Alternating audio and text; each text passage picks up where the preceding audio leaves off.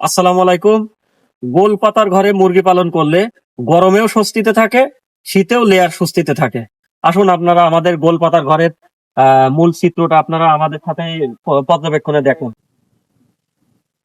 শীতকাল হোক বা গরমকাল, বাংলাদেশের আবহাওয়ায় পোল্ট্রি পালনের জন্য গোলপাতার ঘর একটি গুরুত্বপূর্ণ, কার্যকর ও সাশ্রয়ী ব্যবস্থা।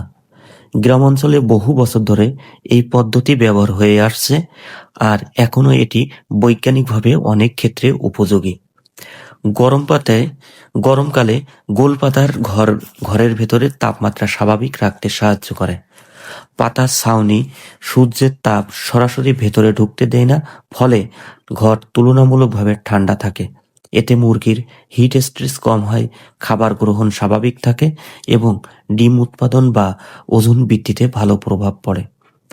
অন্যদিকে শীতকালে এই গোলপাতার ঘর প্রাকৃতিকভাবে ইনসুলেশনের কাজ করে।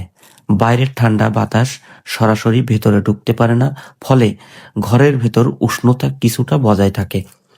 যদি সঠিকভাবে পর্দা, লিটার ম্যানেজমেন্ট ও বাতাস চলাচল নিয়ন্ত্রণ করা যায়, তাহলে শীতকালেও মুরগি সুস্থ থাকে। তবে মনে রাখতে হবে, যে কোনো মৌসুমেই ঘরের ভেন্টিলেশন, লিটার শুকনো রাখা, পানি জমে থাকা রোধ করা এবং বায়োসিকিউরিটি বজায় রাখা অত্যন্ত গুরুত্বপূর্ণ। সঠিক ব্যবস্থাপনা থাকলে শীত হোক বা গরম হোক, গোলপাতার ঘরেই সফলভাবে পোল্ট্রি পালন করা সম্ভব। দক্ষিণবঙ্গের ঐতিহ্য গোল পাতার ঘরে মুরগি পালন।